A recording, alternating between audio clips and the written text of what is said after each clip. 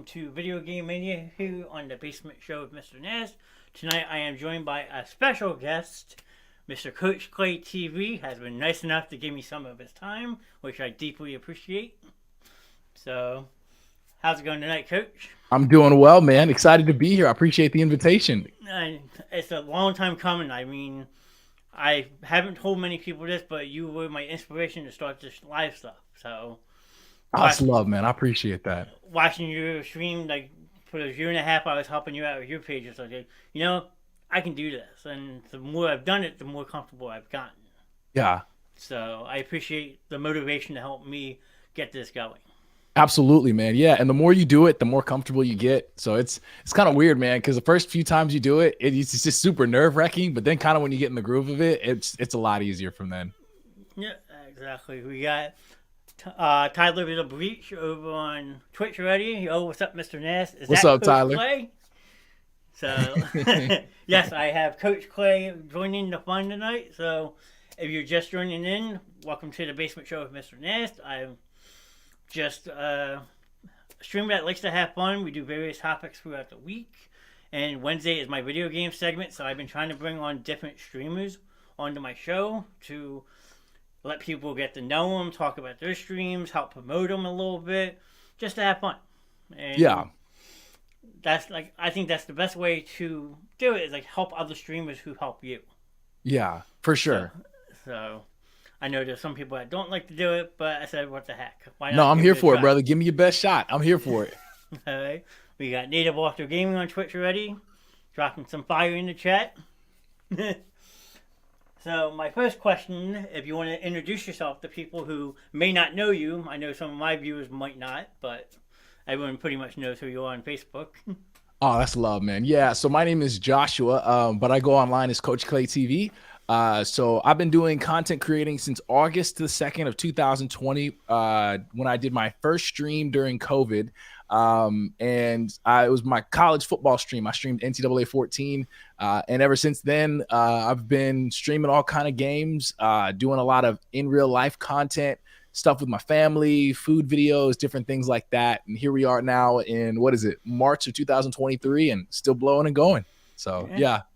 I mean, I've recently seen that you're doing like the food samples and stuff. I'm actually enjoying it. I think it's a different aspect of who you are as a person to sit in the car and try different foods. It's pretty funny.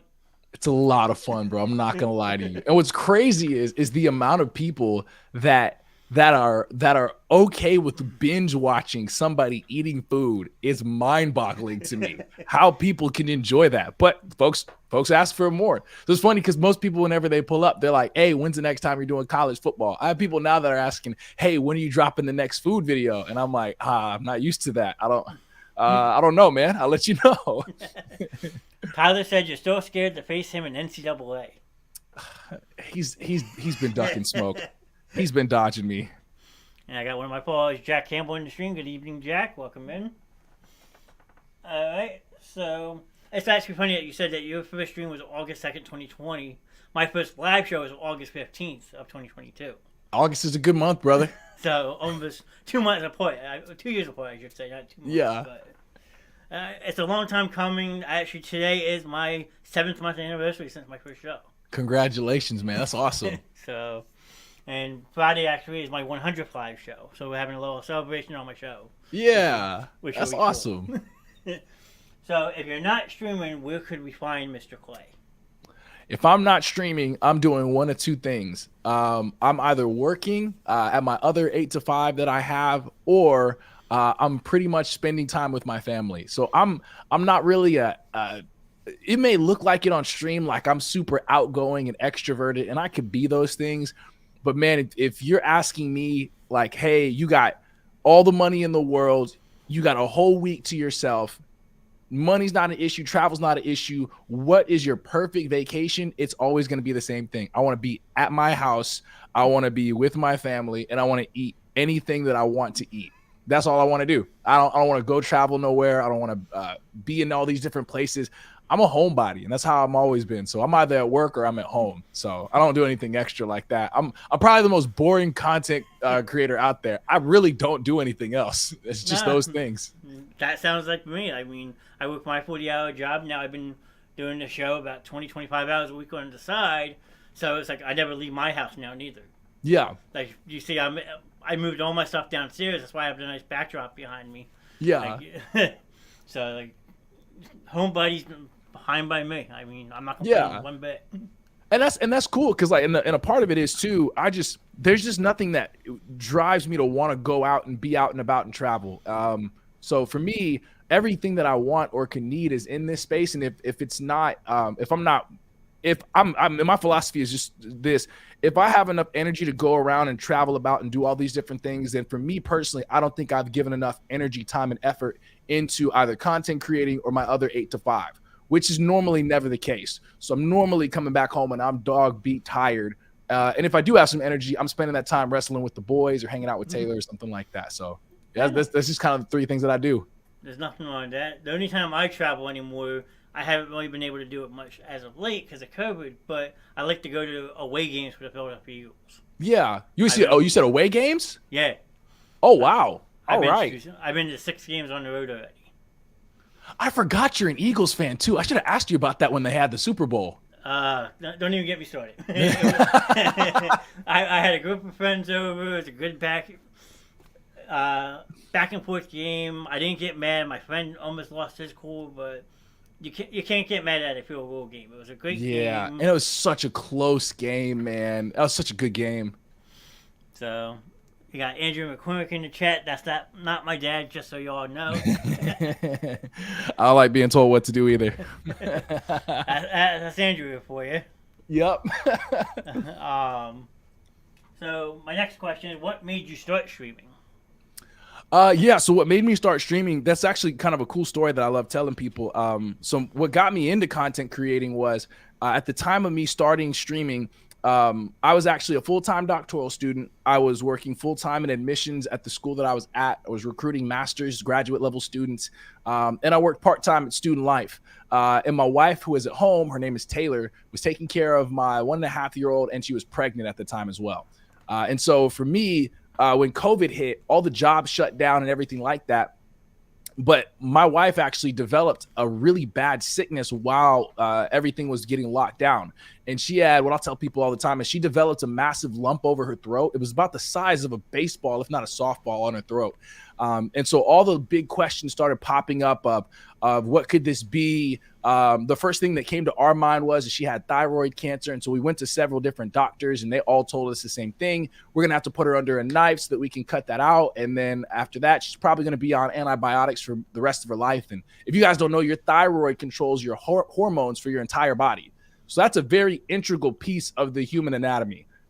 And so after getting a chance to talk with a couple more people and getting some extra opinions, we went to this doctor called an epigeneticist, and they took an extensive test on Taylor to kind of figure out what the issue was. And we found out that she actually had nothing wrong with her thyroid. She had mold and bacteria that was in her body that had attached itself to her brainstem that was causing a physiological response of the large lump on her throat. And so as he's telling us these things, he said, I know what the issue is and I know how we can fix it. I asked the question, like, how much, all right, doc, what are we looking at when it comes to pricing? Because you're not covered by our insurance. And his response was, it's $10,000 just to walk in the door. And so I'm a seminary student. We're not making a lot of money. My wife isn't working, so it's just me. And so I had the option between door dashing between 11 o'clock till 4 in the morning, but who's really ordering DoorDash that late at night to be able to make a sustainable income? Or I could start doing content creating. And so I told my wife, I said, hey, listen, let me try this. If it doesn't work after a few months, then I'll figure something else out. And 1 month turned into 2, 2 months turned into 4, 4 months turned into half a year, which turned into here we are now, where not only was it incredibly flourishing for us to make content, but in addition to that, all of the bills that Taylor had regarding her medical needs and stuff were all cared for. She is, by all the last accounts and tests that they have done with the doctors, she is mold and bacteria free. So she is sickness free. But so when people ask me what got you into content creating, it's because of one person, and that was my wife, Taylor. She was sick and I needed to grow some hair on my chest and figure out a way to help take care of my family. And even during COVID, we figured out how to make it work. And here we are 2.5, 3 years later. So, yeah. I didn't know the whole entire backstory. That's actually incredible. as like inspiring in a way like that you do a Monday through Friday job and then said, hey, I gotta go out and step up, and that's awesome. I appreciate it, man. It was, I think, so kind of looking back on it to for a while, it was some tough seasons for us because I mean, you know this, even when people come in the streams, I'm very much a proponent for like advocating if you're a man, like, and nothing against women, but like, because I don't have the experience of being a woman, but I do have the experience of what it's like having people look towards you, depend on you. You have to make something work, and there's no other option. It's just you.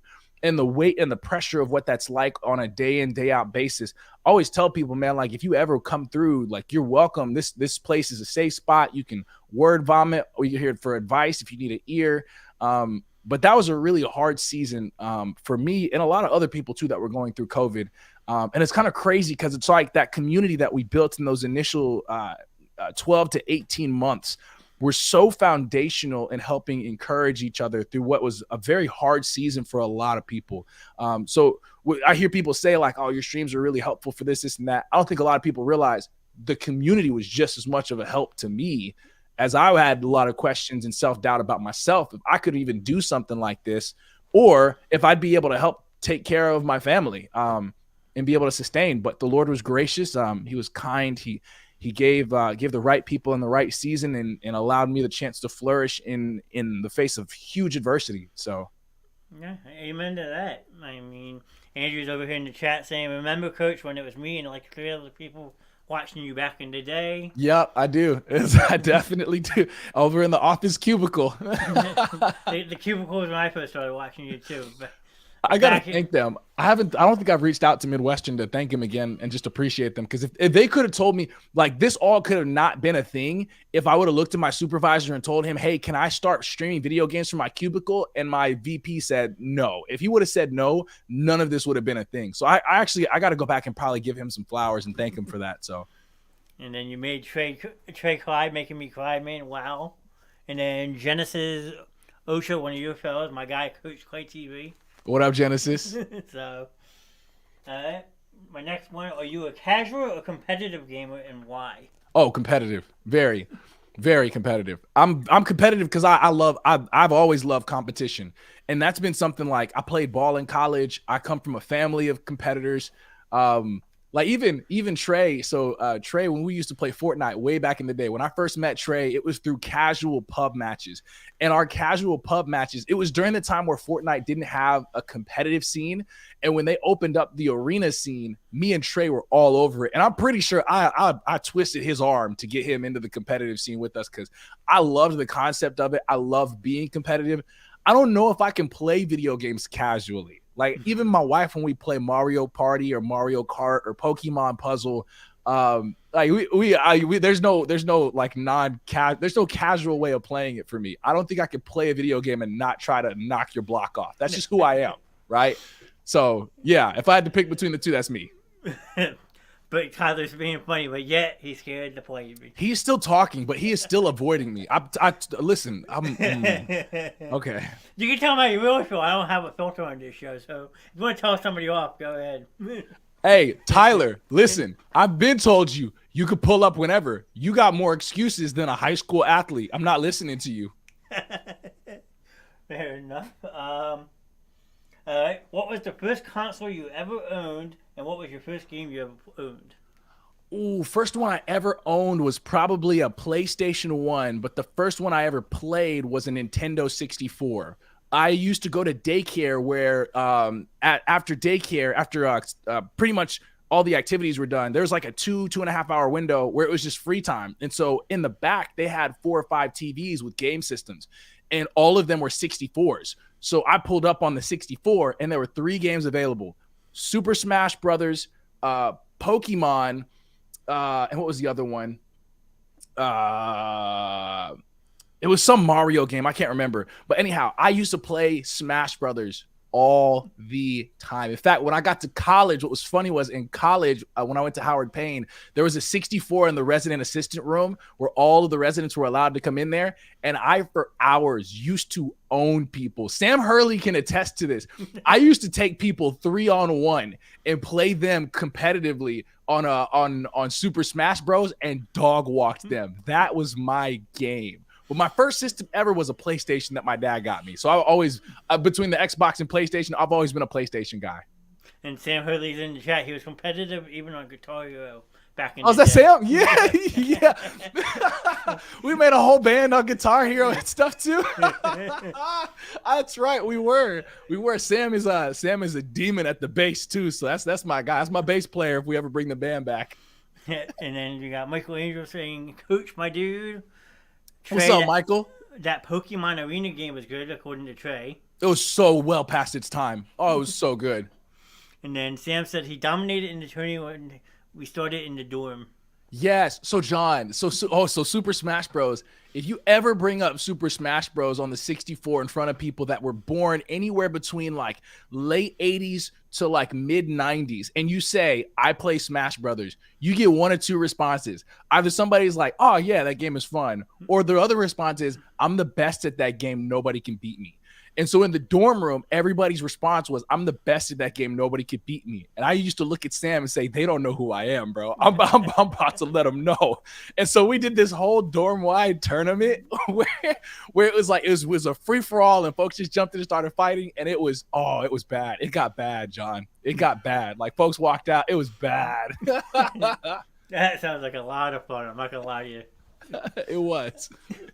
I mean, you got to get through college somehow. And some people go to class, and then some people just play Super Smash all day. Heck yeah, man. Listen, that's the way I got through college with Super Smash Brothers. If I could have put money on it back in the day, I would have been set. I wasted opportunities. Sam said, laugh out loud, and he destroyed everyone by himself. It was duos. I did. I did. Listen, there are a couple of games that if I had to put my life on it, that's one of those games. I put my life on it. Put me in the arena with anybody, I'd be very hard to take down. Now imagine Fortnite 20 years ago compared to what it is now. Do you have the same luck with that? Yeah. Well, and the same competitive drive. So when you ask like casual versus competitive, even then, like on the 64, which who plays comp on a 64? But like that was me. I've always been that way. It was funny. One of the food videos, somebody made fun of how I was eating the burger because I'm a naturally like aggressive kind of a person. Is like you're so aggressive when you eat, and my response was, I give 100% to everything that I do. There's nothing that I half-heartedly do. That's the same thing with video games. I don't give anything but 100%. So yeah, if it's Smash Brothers or if it's even tic-tac-toe, I'm going 100%. Well, good to know not to play tic-tac-toe again. He's like, dude, you take the biggest bites. I do. That's how I eat. That's how I've gotten by in life. Well, what's wrong with taking big bites? I mean, if you're hungry, right? And people love watching that stuff. That's what's crazy, John. Now, my question about that is, do you do multiple places in one day and just record different stops? Yes, I do. It's like it's good, but it's bad in the sense of I live in a small town, so I have limited options. So the only times I can really eat food that normal people would eat is if I travel 30 minutes out to a different town. Well, if I'm there, I'm not trying to spend 6 tanks of gas to go just test out one restaurant. So I got to try like 6 at a time. And that's cool if you can eat 6 meals in one sitting.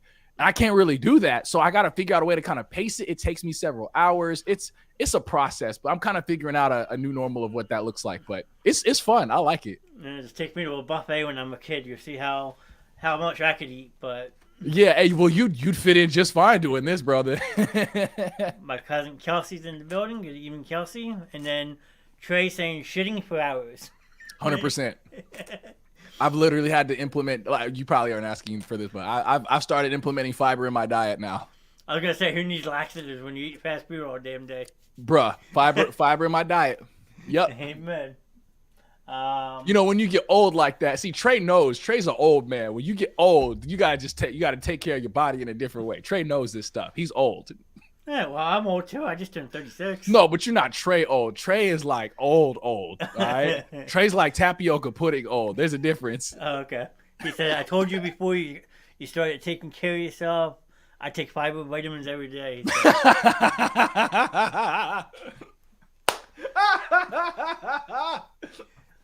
I go in history all the time and pick on him, so feel free to roast him if you want. Oh, that's so funny. He won't come on my show, but he likes to chirp in the chat, so. He likes stirring trouble. That's fine. I go into his stream and I start up trouble all the time, too. Oh, so. I could bring up something that he did last night that he won't give me credit for. He tried to make his own Fortnite skin by putting his camera in the Fortnite player and like moving around like it. Oh, I saw that. He made that. I think he made that on Instagram or put it on Instagram, and I was like, "What the heck is he doing?" Right? Yeah. So I clipped it for him, and he's saying, "Did he give you credit?" Nope, he's not giving me any credit. Wow, Trey, that in the academic world, Trey, that's what we call plagiarism, brother. You have to give him credit, okay? That's how people flunk out of school is through plagiarism. You got to give him credit. That's crazy. I went to a stream this afternoon and said that his Fortnite skin is now available for 500 V-Bucks. Thanks to the credit of Native Walkthrough Gaming and the Basement Show. So why are you thanking yourself? You get no credit for it. Yeah, there he goes. He didn't put in the editing work. But he came up with the creative concept. It's called intellectual property. All right? He's helping. You got to give him credit for it. Yeah, who else is watching your stream at 3 o'clock in the morning? I mean, it's hey, listen, it's us too. It's us. We the ones in there at 3 a.m. Yeah, especially when we got work first thing in the morning. Like somebody that works later in the day. Yep. So we should both get credit. It sounds like you're saying. Absolutely. Now I'm sure you just answered this, but what do you prefer, Sony, Microsoft, or PC? So if I had to rank them, I would go Sony first. Because for a long time, I don't know if you remember, but for the longest time, Xbox required you to pay in order to have access to online features. Mm-hmm. I thought that was the stupidest thing ever. Excuse my language. I thought that was the dumbest thing ever. And so I'm like, I'm never going to Xbox. And you got to buy batteries. I haven't bought batteries since like 2004. I'm not doing that. So Sony's number one. PC has become number two for me. I just recently started getting into PC, and I'm flirting with the idea of League of Legends just to see what it looks like and how it feels. I play it on my iPad and my iPhone and stuff, but I would love to get the vibe of what it's like on a PC. But that's a whole nother world and another language and everything else that I'm not ready for. I'm not ready for, but I'm interested in it. So it would be Sony, PC, and then Microsoft would be last for me. Gotcha. Somebody wanted to join the show just to give you a hard time, so say hi to Andrea. Hey! Hey, Coach. How's it going? Hey, how are you? Good. How are you doing? I'm good. How's work treating you? Good. Got another loan closed today. Okay. 6 for the year. Yeah. You been getting some rest? Trying to. Yeah. I bet the kids are keeping you all over the place. Yeah, we just got over being sick. Oh, really? Yeah. So have I told you about my spiel on that? Because my oldest just got me sick. Oh, my gosh. All it takes is one of them. Trey, all it takes is one. And then they don't know personal space. Then you get sick. And it's like, what is going on? I know. We don't leave the house. So I'm like, y'all brought it home. Like, I don't go anywhere. I work at home. It only came from one person. I told a buddy of mine when I went on vacation a couple weeks ago, I had a double ear infection and a sinus infection, and his response was, "That's the most 4-year-old sickness I've ever heard in my life." But he's not wrong because I got it from a 4-year-old. Right. So, yeah. Crazy. Andrea is one of my normal hosts. She helps with our Friday night movie night segment. So. Oh, nice. She's been. You like movies like that? Yeah. I didn't know that. Yeah. You'd be proud of me. I just binge watched all 8 because there's a part 1 and 2 of number 7. All 8 Harry Potter movies. Very proud. Very proud. Wow. Got that wrist flick and everything. All right, I'm good. These guys probably saying like, Leviosa or whatever. But Trey said he got sick one time. I'm not looking forward to the next time. Oh, once you get sick once, it's nonstop. It's like I've been a kid already. I've already gone through all these sicknesses. I didn't sign up to go through them all over again. And then Trey said, and you stayed awake? So I guess he's saying that when you said you binge watched all the Harry Potter movies, that you watched them all in a row. Oh, heck yeah. I stayed awake. No. I watched them in segments. So I go to sleep watching stuff. So I would watch, I'd probably be on one movie for like 4 or 5 days, but it would be what I go to sleep to. So yeah, I've watched them all, but not in a day. No, I don't think you can binge all eight movies in a day. I've heard some, I think it's like 26 hours straight if you do. Yeah, I thought it was longer than 24 hours. Yeah. Yeah, no thanks. Yeah. So, Andrew, you're more than welcome to hang out. I'm going to ask some more questions. If you're playing in a campaign mode or a story mode, do you ever play it offline or is it all done on stream? If I ever play a campaign mode, is it offline or online? Yeah, or do you ever play it offline or do you just mostly do it on your stream? I'll be honest with you, man. If I do that, it'll probably be off stream, largely because if I'm doing stuff on stream, and I wish I would have done this when I first started making content, I'm doing it on stream for the purpose of recording it so that I can be able to flip it for other platforms later. And a campaign mode is very hard for me to be able to lock in with the storyline and let the storyline kind of play out while you're there, because I want to talk to people in the chat. And so, like, football is a good example of this. There's dead space in between football, like between plays and the whistle, so I can be able to do that stuff and edit it out. But in a campaign mode or a story mode, it's very hard to capture the story of what's going on while at the same time engage people in the channel. So I've kind of reserved that for, because there's certain college football stuff I won't stream because I know I'm going to want to talk to people, but I need to tell the story of what's going on. I need to capture the story of what's going on. So I'll keep that stuff off stream for the most part. That's more of a strategic thing than a preference thing, though. I got you. I mean, that's why I figured, sure, you can listen to a podcast and all that stuff, but to do one live, you actually get that live interaction with the chat, so they can interact with you and like, give you their ideas and stuff like that. And I feel that's what makes my show somewhat successful, is having that interaction. 100%. 100%. I agree. Like Andrew would say, sometimes on a Friday night we'll have over 400 comments on a movie stream. Just talking about random movies and stuff. Yeah. So, hey, just as a side note, on Kick, there is no TOS. There's no terms of service. So technically speaking, if you wanted to pull up certain clips, if you're on Kick, you wouldn't get in trouble for it. Just throwing it out there. Yeah, good to know. You could actually, if you wanted to, if the Super Bowl was going on, you could live stream the Super Bowl and be on stream on Kick. I'm sorry, I'm going down a rabbit hole, but just throwing an idea out for you. No, you're fine. I mean, the more advice I can get, sometimes the better. Yeah. Just throwing that out because I'm still kind of figuring out Kick and stuff. I mean, I'm always up to try something new. Yeah. I'm just surprised I got to 7 months and still going strong. So come on, brother. That's the hardest part is just going on to the next day, just keeping it going. That's the hardest part. Yeah. Well, when you got people like Andrew who help a lot, I have a guy named Ron who's on 2-3 nights a week. My best friend Morgan helps. It's like a collab effort. Like we all like to have fun with it. Yeah, for sure. For sure. You got before I leave, Coach, just to follow up on what you discussed about how you more stream to be live and talk to people. Have you ever thought about, say you're really into a game and you want to play the campaign, of like recording it off stream and then having it play in the background and like you talk to the stream about like what's going on? I haven't thought of that. And initially my first instinct is, if I were to do that, I'd have to be careful with, because music is one thing across all platforms that no social media platform agrees with. You can get away with something on YouTube that you can't get away with on Facebook. So if I did that, I'd have to make sure that it's music friendly, and then I should be able to do that anywhere I want to. I've thought about that. Yeah, I've not thought about that, but that's probably something I need to consider. Yeah, I like that. That's a good idea.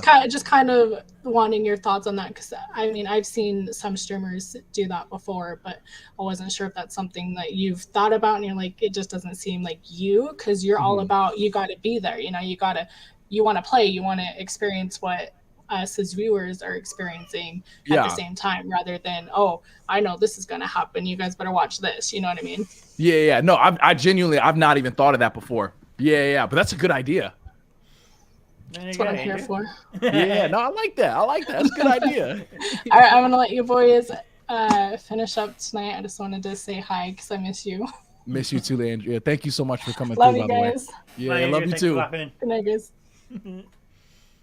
She's an awesome addition to the show. She's a blessing everywhere she goes, man. I got a lot of love for that lady and her family.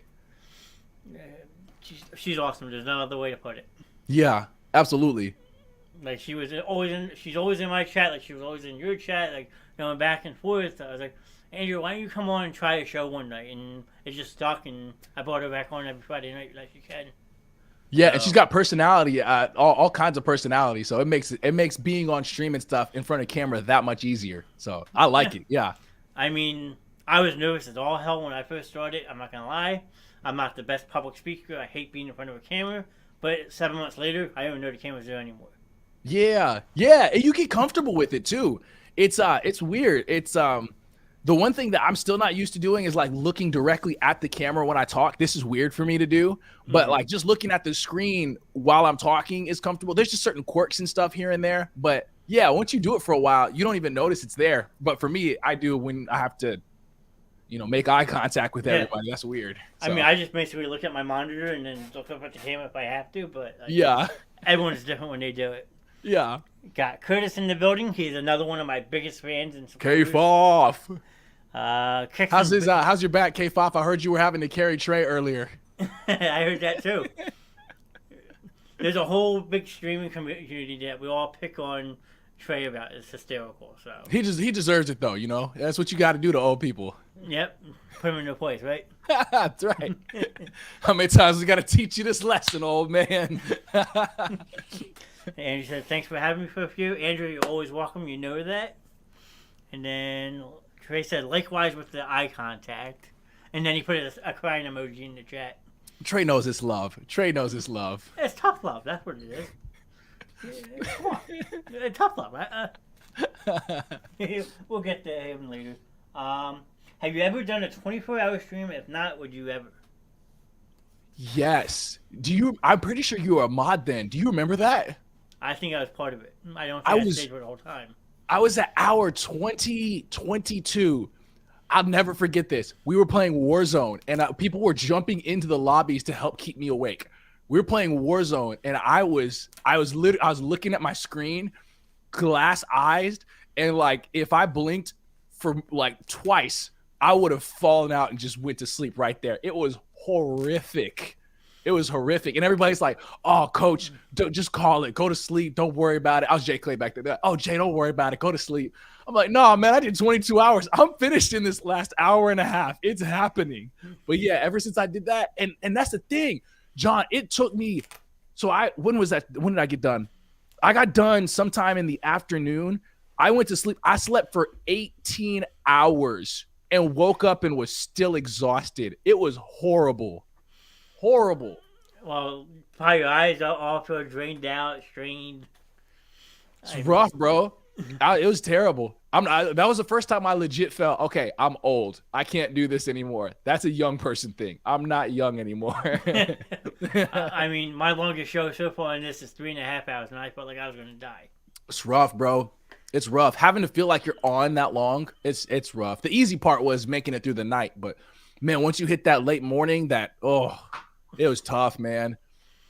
I mean, I'm planning a 5-hour show soon. We're going to do an NFL offseason show and just talk about like the draft picks, the schedule, free agency, and all that crazy stuff. And yeah, I'm going to jam it in 5 hours.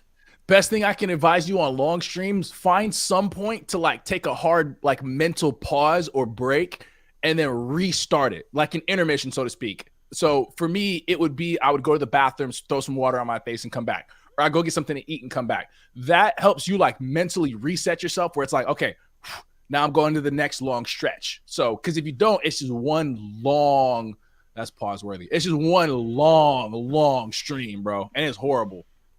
Andrew says she remembers your 24-hour stream. It was wild. And then remember it's very wild. I had some crazy stream goals, and I don't think we came close to any of them either. That's surprising because you figure a 24-hour one you would. Hey, listen, you and me both. I thought we would too. Now, would you do it again? No. No. I'll never forget me being on Warzone and me looking at the stream. And the worst thing was I left the timer on the stream so I could see how much time was left. And when my body was telling me no, and I looked at the timer and it's like it's a minute and a half or hour and a half left, I said, I got to, man. But man, I was looking at that timer the whole time. It was tough, bro. It was tough. Yeah. Andrew saying, remember B Street was your biggest supporter and kept telling you to go to sleep. Yes, I do. B Street was very against me doing the 24-hour stream. And even up until like the last few hours, he was like, bro, call it, end it, stop it. We don't need to keep doing this. Now imagine him being next to you and you gotta keep going, and he's like, just like trying to push you off and mess you up. Yeah. And in the most very B Street like way, B Street's like, this just doesn't make any sense that you keep on doing this. Like, just call it. B Street was always fun to talk to. I love that guy. I mean, I pop in your stream once in a while. I guess I always miss when he's not in there, so. Yeah, you and me both, man. He's doing some really cool stuff in life now that is taking up a lot more of his time. It's crazy because COVID kind of slowed all of us down, so we were all able to have like a window of time where we could all congregate with one another. And so this isn't me complaining because I know that life is just life. But now life's just taking people and doing some really cool things. So even for B Street stepping into doing some doctoral work, which is something I don't know if he considered doing, but someone kind of talked him into it. And so now he's doing doctoral work for his calling, which I think is great. And I'm fully supportive and behind that 10,000%.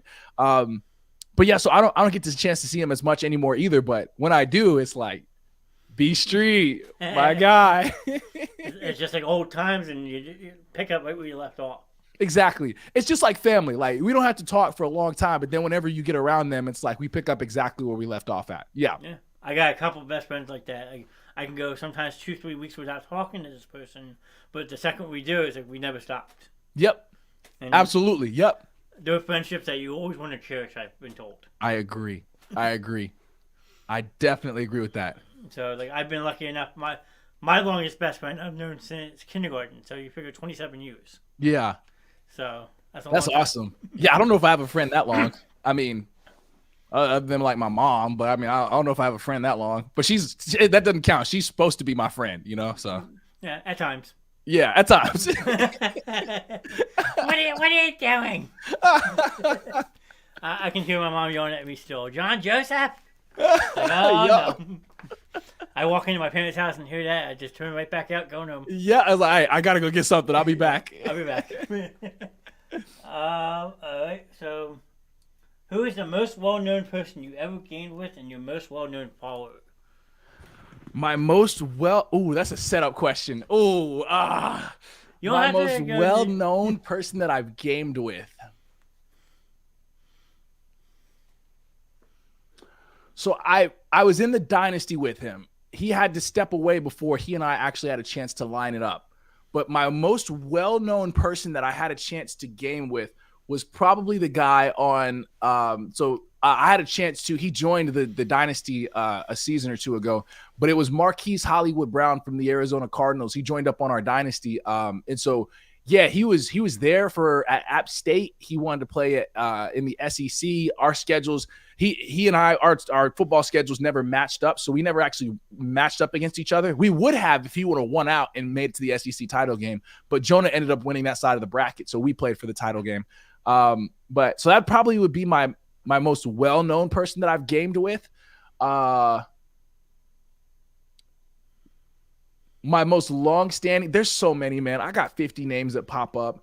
And I tell y'all this, like, I know I mentioned this to y'all on several instances, but everybody who's ever been a moderator for me, I have people who have been supporters since the day I got my supporter badge. So I'm thinking of guys like Barry Kuznia is a good example of this.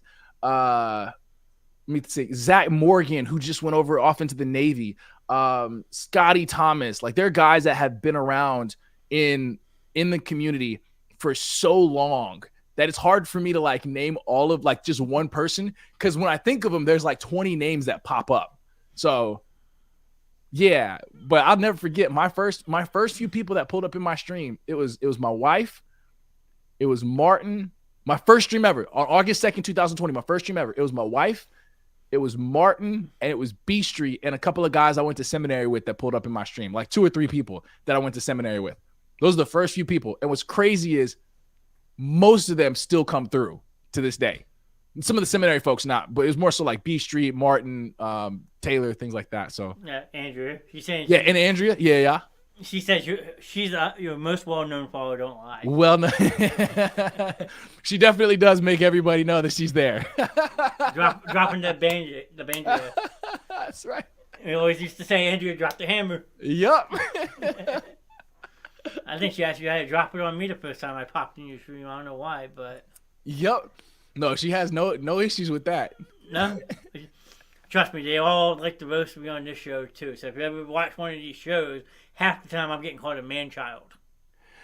Yeah. It's another thing we get. You just gotta. It's part of the business is you get. There are things that you start getting nicknames for, or that you just adopt in the community that just kind of comes with it. It kind of just comes with the territory. So I feel you on that. I feel you. Dana Ellman says, "What's up, Coach?" You say who? Dana Ellman. Oh, that's Skane. What's up, Skane? So, your favorite game that you ever played? My favorite what? Your favorite game that you ever played in your My life? favorite game that I ever played. Are we going favorite game that is so I'll give you 2. I'll give you favorite game that is the most underrated, and then I'll give you my favorite game that's like well known. So my favorite game that's like most well known that I've ever played and would still play to this day is the Nintendo 64 Super Smash Brothers. That is my game. Low key, if I could figure out how to make it work on an emulator and stream it, I would stream the fire out of that game. I love that game. Love it. So that'd probably be my first one. That's like my overrated, like most well-known kind of a game that I would. My underrated game that I love and I'm obsessed with, it's a game called Don't Starve Together. Do you remember that? Don't Starve Together. So it's an open world. And in this open world, you basically have to survive in the elements. So there's 4 seasons you go through: summer, winter, spring, fall. They all have certain advantages and disadvantages. So for example, in the winter, you're fighting to not freeze to death, but in the winter, certain things come out that give you territorial advantages and stuff. You drop in with a bunch of other people, and every character has certain advantages and disadvantages. So for example, some guy might be super strong, but he requires a lot of food to be able to eat. One guy might be super crafty with magical things, but he's also somebody that'll lose his mind and his sanity really quickly. And so you're all trying to figure out ways to not only take care of each other and survive and scout the land, but it's super like cartoon-esque, so it's not super complicated. It's like, imagine what's a good example of this? Sounds like the Oregon Trail. I can't think of a good comparison for it, but it's not a complicated game, but it can be really in-depth. I love that. I low-key wish I had 4 or 5 people that I could play that game with consistently, because I would do that. I would play that game very consistently because it's so fun, because I love team games. Yeah, like I said, it sounds like the Oregon Trail. You're going through different seasons, you're traveling a lot, you're trying like the will to survive. Yep. And every part of the map has a certain biome, and there are certain like territorial bosses and stuff that happen that'll pop up out of nowhere. So in the super foresty area, there's this tree monster that if you chop too many trees, he comes out and he starts chasing you around the map. There's if you go over to the swampland, there's tentacles that'll come out of the ground and start trying to smack you and everything. It's crazy, bro. It is insane, but it's hard to describe it to people because it's just got so many layers to it. I love it though. Nice. We got Mark Livingston in the chat. I remember that name. He says, "What's up, Coach?" Mark, what up? What up? He said, "This is a cool show." And then we got James Clark, Coach. What up, James? Ian White Bruce. Oh, I love the Oregon Trail. What's up, Ian?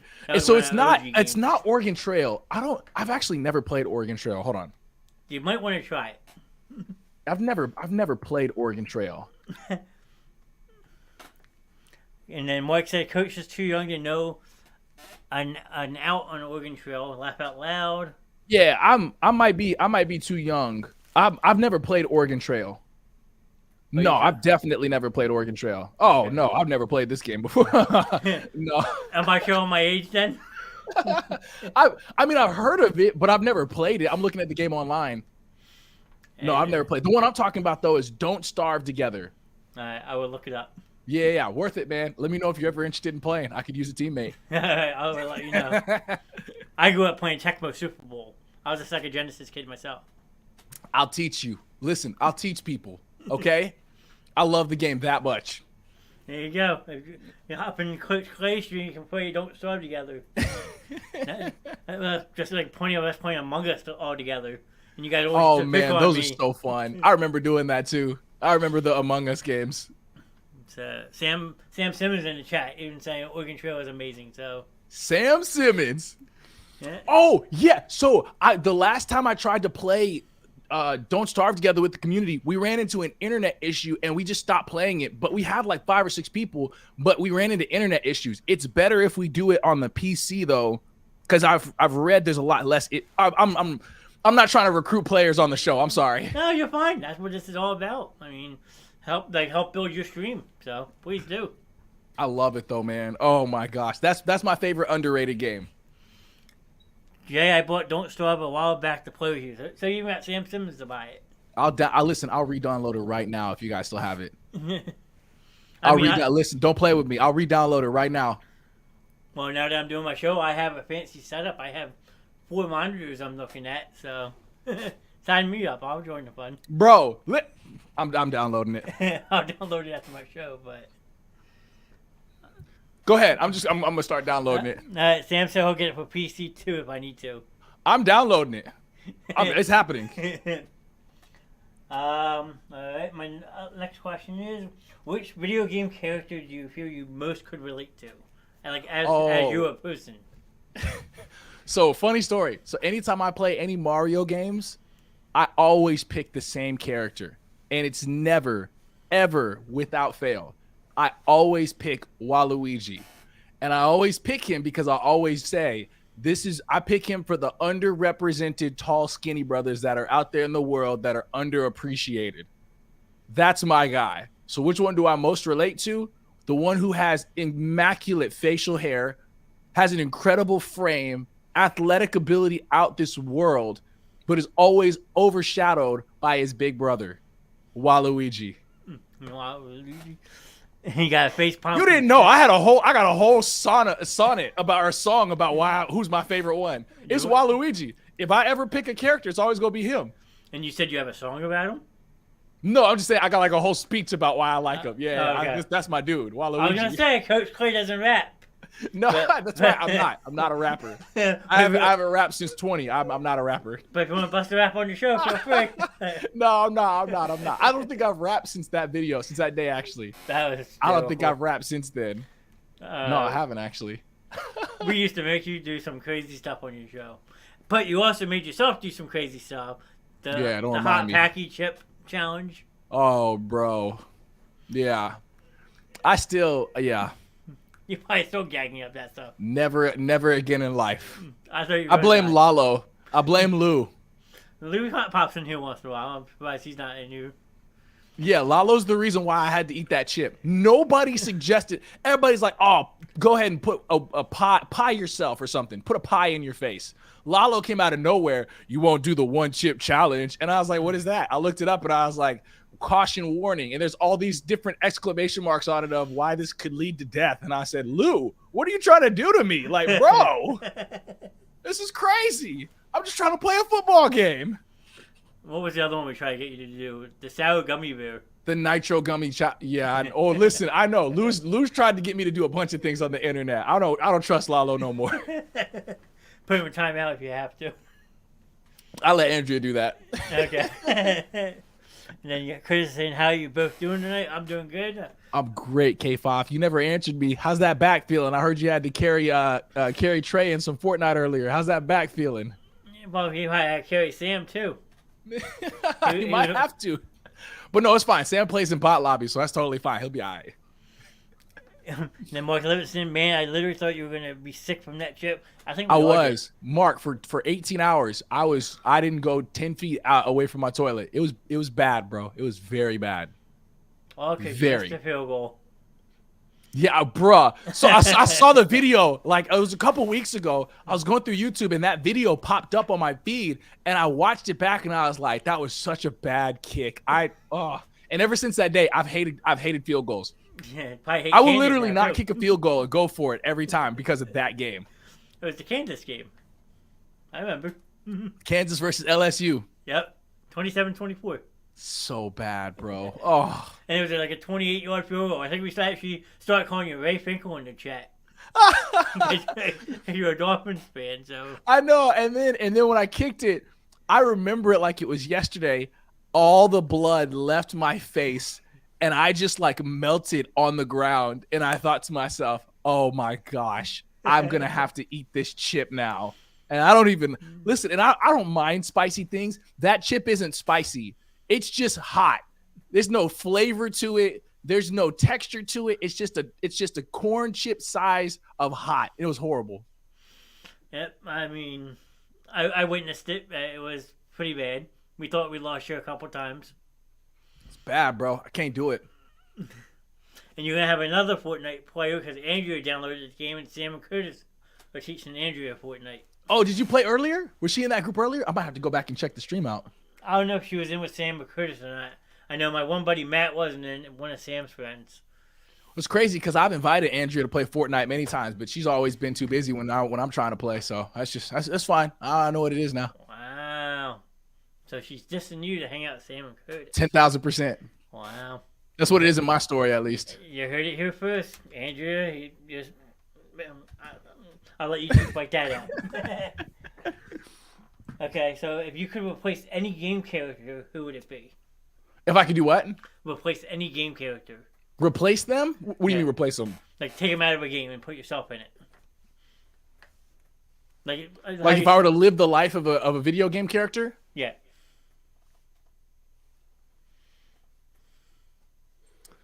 That's a good question.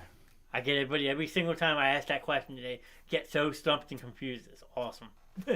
Well, I have an answer that's like, it's like, oh yeah, when you explain it, that makes sense. But I wouldn't choose this option.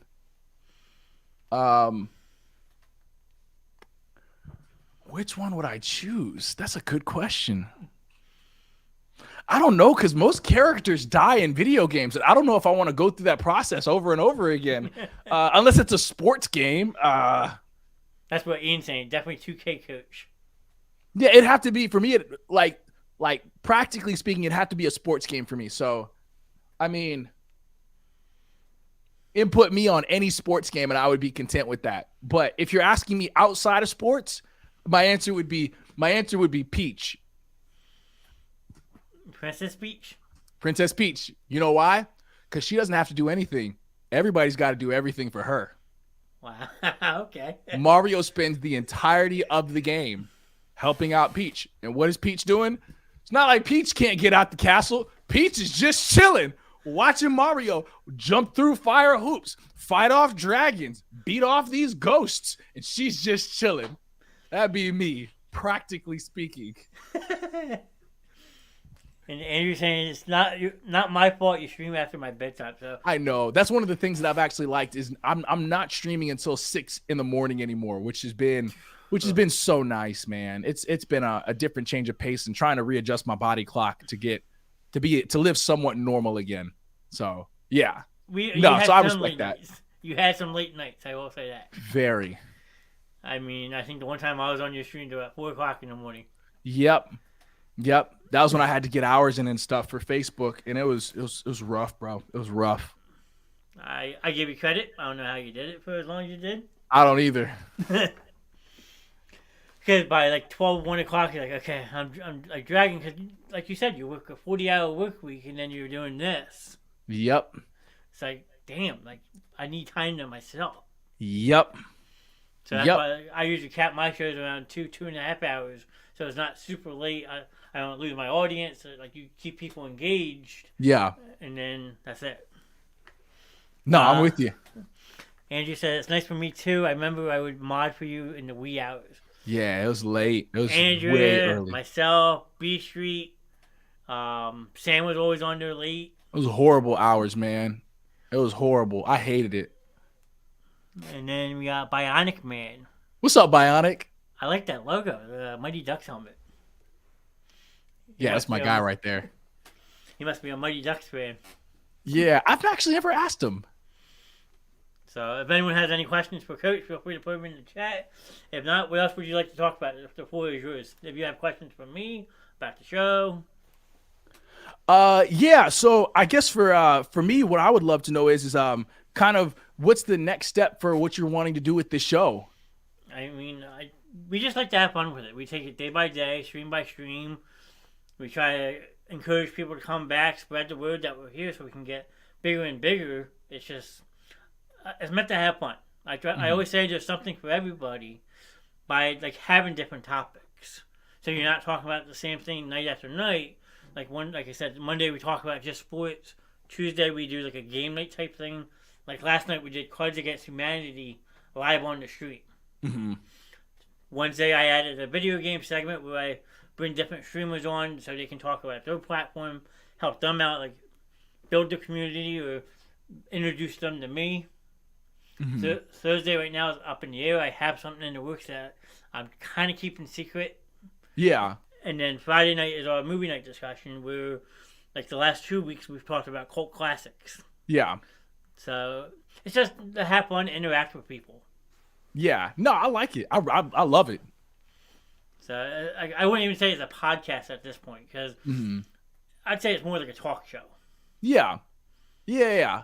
No, that's cool. I'll rock with that. So it's something different.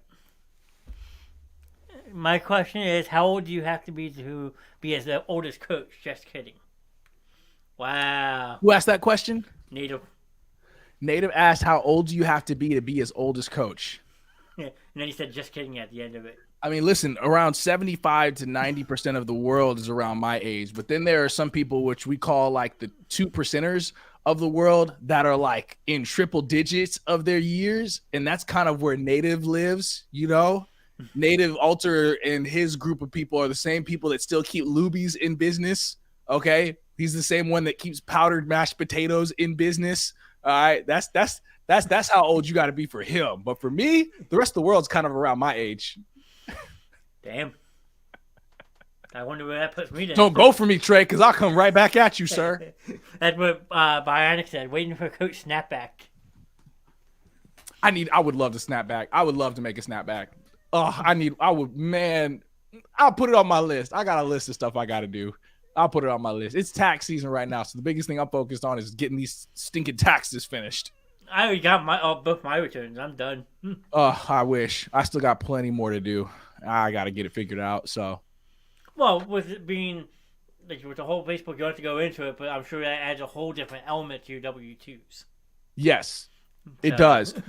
Yeah, so I'm having to figure out how to file taxes as a business now, as a LLC S corp, and that's just a whole different language. It's like trying to figure out how to speak a different language. You don't really know what questions to ask until it's too late. So then you're kind of figuring out, like, you know what I mean? So, and that's not something to play with. Taxes are not something to joke around with as an adult. So I'm not trying to play around. I'm trying to figure it out.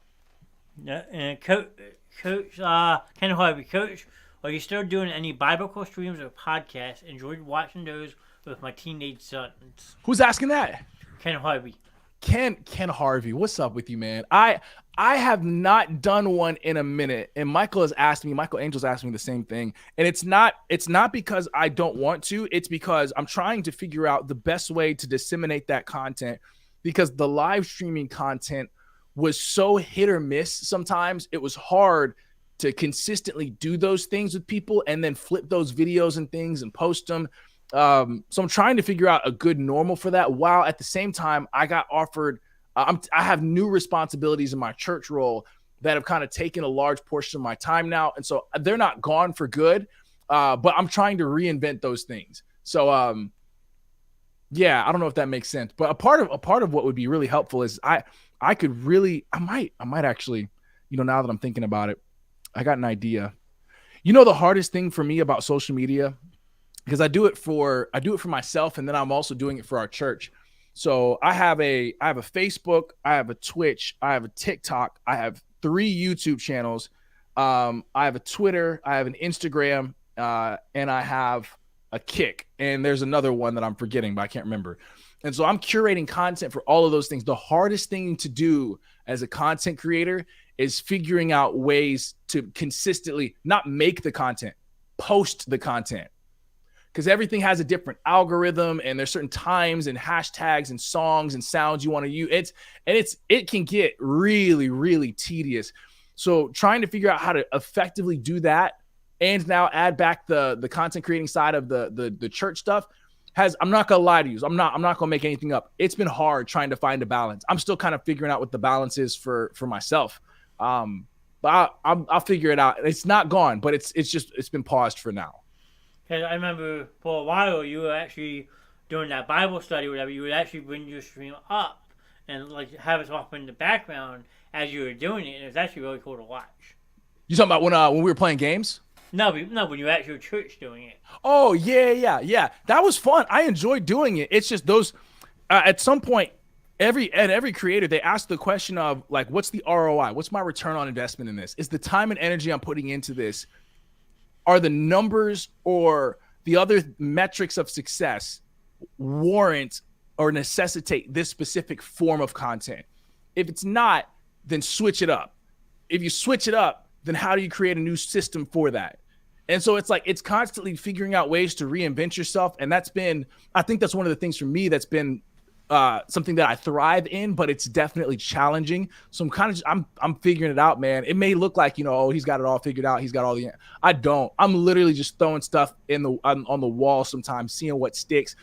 But I'm so flexible with it that if it doesn't work, I'll figure out something else. And that's just kind of what my MO has been since I've started doing content creating.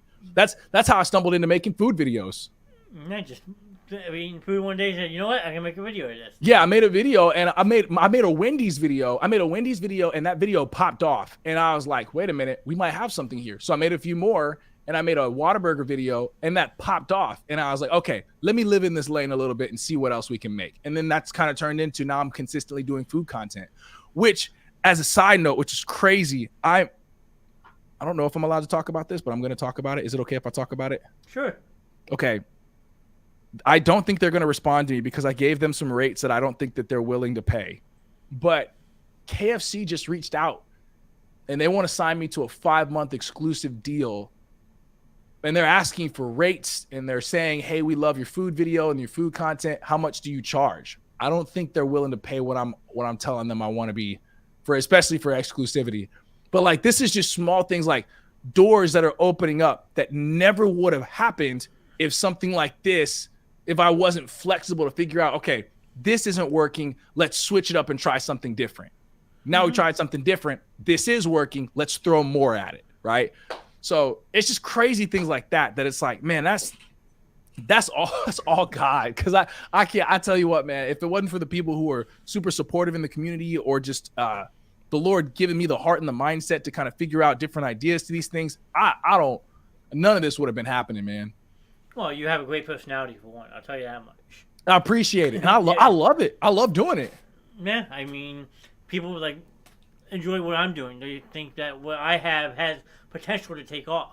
Yeah. I'm up over 300 followers on Facebook right now. Yeah. I never imagined that. Yeah. So like, to get where I'm going is going to take time, but I'm making those baby steps and strides. Yes. So as long as you're one step further than where you were the day before, you're doing well. That's all that matters. Yep. Everybody's got a different journey. And then Andrew says, if you need a business loan, hit me up. So she can help you with a business loan. I may. That's a language that I need to figure out as well. I may, Andrea. Like low key, I know she may be joking about it, but like, I may, because I'd love to. I need to figure out ways to invest in assets with my business, because I know I could take business loans against my LLC in order to do that, but I got to figure out what assets to do that. Like I'm trying to step into 23, figuring out ways to set up my family for a while. I'm trying to, and I'm so new to the conversations. I don't know where to start. So I'm figuring it out though. I'm figuring it out. And then Ian wants to know, you ever going to run 2K again on your streams? I don't know, Ian. I'll be honest with you, man. I love 2K. I don't love the people in 2K. The people in 2K are. It's one thing. It's one thing when people that you know online are toxic. It's another thing when you sit across from somebody and their family and you break bread with people and they show you one thing to your face and they're different online.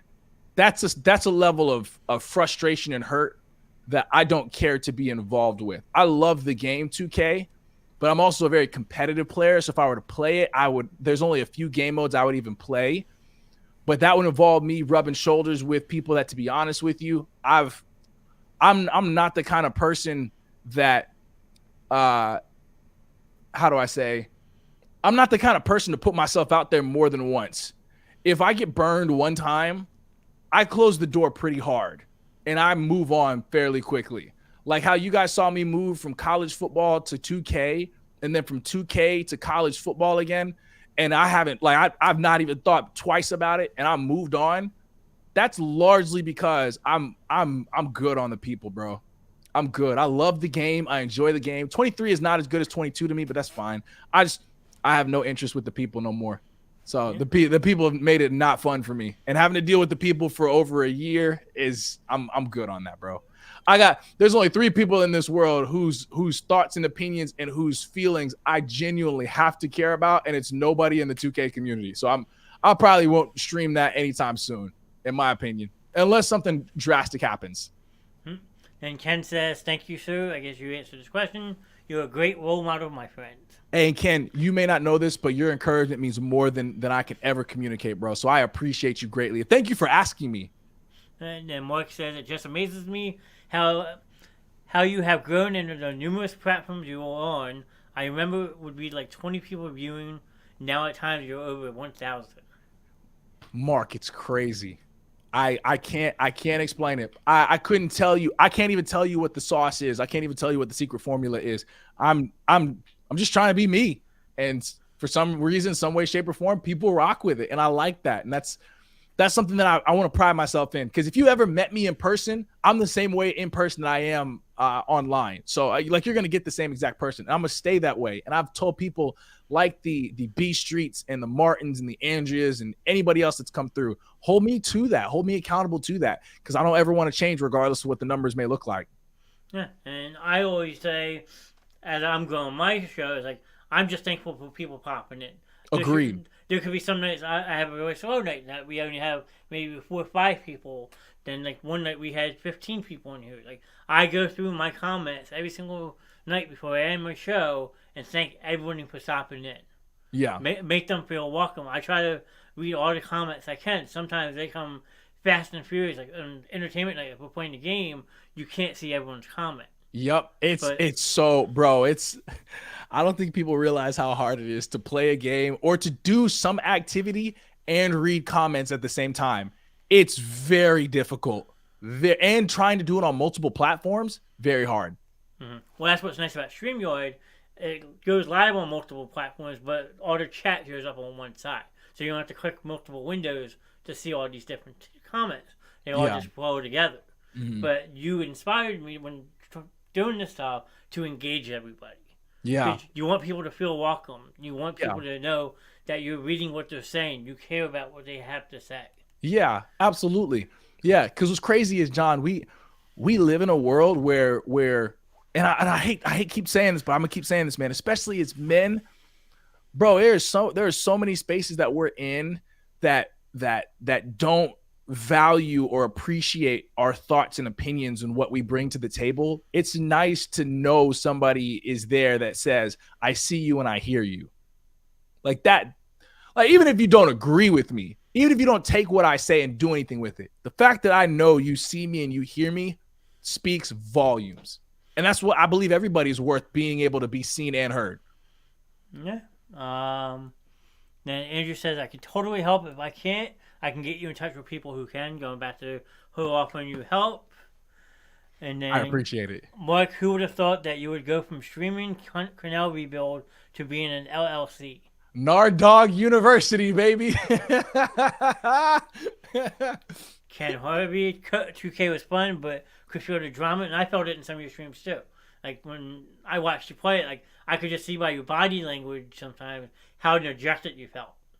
Bro, you know what's crazy? The people who used to watch college football streams to then watching the transition of me trying to play 2K, and then when we stepped into playing 2K competitively, I remember distinctly several streams where I would have teammates for like 30 minutes just arguing with each other, and I just sat there and I'm just like, I'm listening to it like what am I supposed to do? Like so rough, bro. Yeah. I'm glad I don't have to think or worry about that no more. Amen. Coach is one of the best around. I always jump in and watch. That's from Ian. It's love, Ian. I appreciate it. The thing is, during the streams, you're not talking at your viewers, but you actually talk to us. Yes, because you guys are important. Y'all matter. Y'all are spending time out your day to come hang out. That means something. Yeah, I mean, I appreciate everyone popping in and joining us tonight. I mean, yeah, absolutely. It's nice to see a lot of new faces. Like, they're always welcome back on my show. I mean, we do different shows throughout the week, but I'm not trying to take viewers away from you, I promise. Bro, you're fine. Stop. You're good. But, yeah, I mean, I just appreciate everyone jumping on my show to check this out. I mean, yeah. It's different than what people are used to. Yeah. So, and then Andrew says, Coach, what is your favorite piece of advice that you would ever got as a streamer? You know what's crazy? I don't want this to sound weird when I say this. Nobody ever gave me advice to be a streamer. And that's not how I'm wired. I seek wisdom in certain spaces, but when I became a content creator, I've wanted to be a content creator for a long time. We just weren't in the phase of life for me to step into it. So I knew if my wife agreed with this, I already had a game plan. I already knew what I was going to throw at the wall. I already know the language. I already know what I was going to say and do. I already knew the trajectory I wanted to take. So I didn't have any people I sought advice from, like verbatim of, hey, give me some advice for streaming. And I've never had, outside of in the last 6 to 8 months, I've had somebody kind of take me under their wing, a couple of people actually. But when I first started, that wasn't a thing. I didn't have that. But what I noticed was I was watching, there are two streamers that I watched a lot before I started content creating. Two of them are on Facebook Gaming. One of them is by the name of Z-Laner. The other one's name is Darkness429. And those are two guys that I binged watched heavy as an aspiring content creator. And one thing that I valued the most when I watched them create content was they always were themselves. And they were always themselves all the time. And they didn't put on a fake. They didn't fake the funk. They didn't change anything. They were who they were, and they were going to be that way. And you either appreciated it or you moved on. You were either their cup of tea, or they were either your cup of tea or not. And so for me, that was an encouragement for me and kind of an unspoken advice of like what makes you distinct as a content creator isn't what you do, it's who you are. You make the content, you make the community, you make all of these things. And so if you can bolster down that what makes you unique is you, and you stay true to you, you could go and do with whatever you want to do. I just so happen to choose college football. Yeah, I mean, I did it a talk show way. Yeah. Who would have thought be hosting a talk show? Yeah. I mean, yeah, and we all got different paths that we would take for those things. But for me, that's my. It wasn't advice I sought, but it was like verbally speaking. But it was advice that I monitored. I observed. Mark says, I remember the first time I viewed your content. You were in the middle of a game and noticed that I hit the like button and thanked me and asked me about me and my family. I have been consistent since. I remember. I used to. So that was during a stretch where I used to be like, what do you do for a living? Or you got family? Yeah, I remember that. Yeah. That's something. I'm not complaining when I say this, so don't hear me as complaining. But it's something that I wish I had time to be able to do. But it's significantly harder for me to do that now because when I stream now, I'm live on Twitch, I'm live on TikTok, I'm live on Facebook. And so the comments and to be able to keep up with 30 different conversations while playing a game is so much more difficult as opposed to just doing it on Facebook. And so it's harder for me to engage on that level or that depth. But the desire is still there. It's almost impossible for me to do it now. Yeah, I mean, there are some nights, like I said, we'll play in a game or something. It's hard to keep up on what people are trying to talk about, but because there's like 40 different conversations going on. Yeah. Because you'll answer somebody's question, then somebody else asked you a question, and then somebody else said, hey, did you check out this, this, and this? And so you'll respond to this, but then you had a play that you had to do. And it's like, I don't know what to respond to. What's going on? Yeah, I mean, that's pretty spot on. I mean, but I would piggyback off what Mark said. The first time I popped in your show, you were the same thing. Oh, John, welcome in. Like, where are you coming from? How'd you find the stream? And I stumbled upon it. I searched NCAA 14 and I found it. Yes, sir. So, Mark says, I have told you several times that your energy is different since you're back on NCAA. I agree with that 100%. It's a whole lot nicer not having to worry about other people, bro. Yeah, it's crazy too. I'll say this, and if you've ever played 2K, especially on a comp level, you'll understand what I mean when I say this. I have never seen more friendships destroyed on a video game than when I stepped in and started playing NBA 2K competitively. I've never seen it before. And Madden, toxic. Call of Duty, toxic. NCAA, toxic. But all of those games you play as an individual. On 2K, you got to play as a unit. That's very different level of and everybody on the team's got egos. Very different.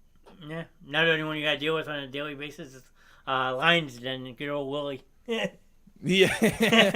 Yeah, and Willie's my guy. But there's a certain level of maturity that Willie has that just your normal video game player doesn't have, right? Like I'm mature enough to know that if I'm on a team and there's 5 of us there's just certain things that are going to happen that I can't control. There's certain times I'm not going to get the ball. There's certain times when I'm not going to be involved in the offense. There's certain times where I have to do the dirty work. I'm cool with that as long as we get the dub. And as long as you're winning covers a multitude of problems. But the moment you start losing, then everybody's gotten a pit. Then everybody starts pointing fingers. Then everybody goes at your throat. And it's different. It's just a different dynamic. It's tough to explain to people like the melting pot that is, because it brings out different types of people. Some folks can handle it. Some folks can't handle it. Some folks can handle it, but choose to not have to have that as a worry or stress. I'm in that space. And if I wanted to, I could play 2K. I just don't care to have that headache anymore. It's just not worth it. Like, There's so many other things I'd rather put my time, energy, and stress into than grown men who, like, I'm good. I'm good.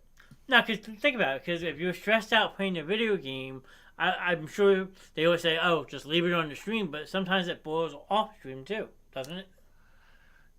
John, so what's funny is you say that.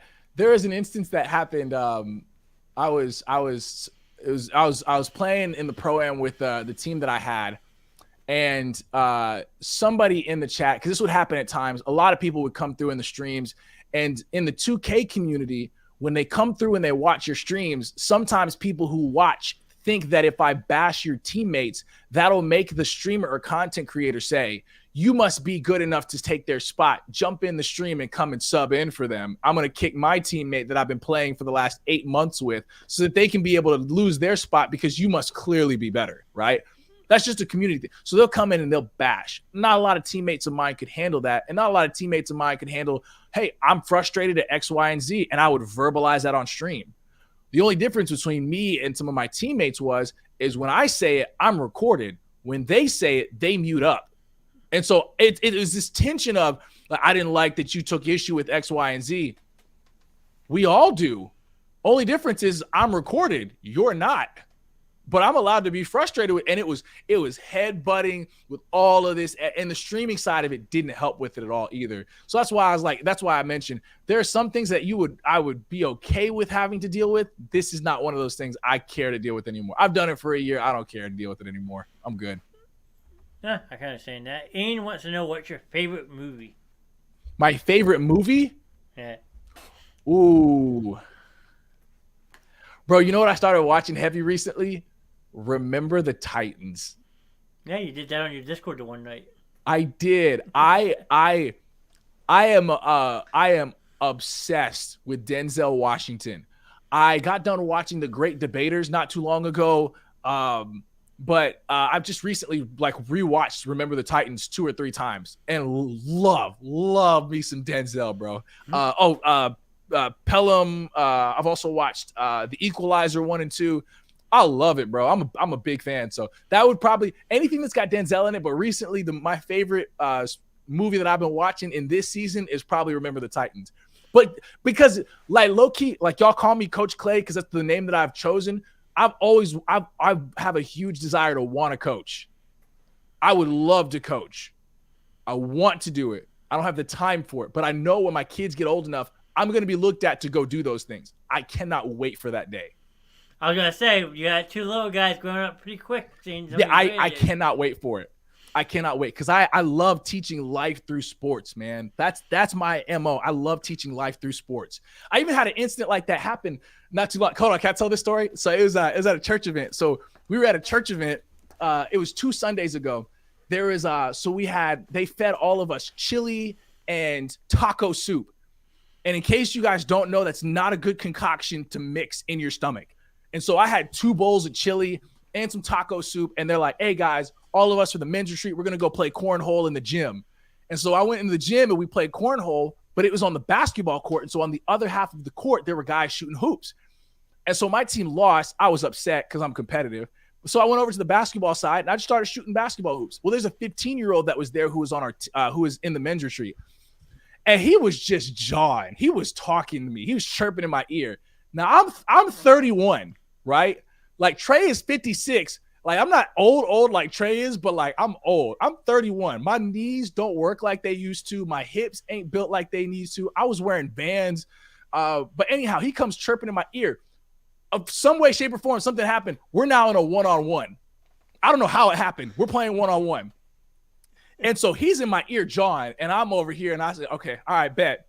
So I gave him a jab step. I pump faked him. He's undisciplined, of course, so he jumps. I get a right around. I do a layup in the rim, and I'm playing just like an old head. I walked up, I slapped him on the hip, and I said, my exact quote to him was, I haven't been blocked since 2013. You're not going to block me nowadays, so stop jumping. And so we get back up there, and I'm going at it, bro. And I beat the brakes off of him, like 11-2.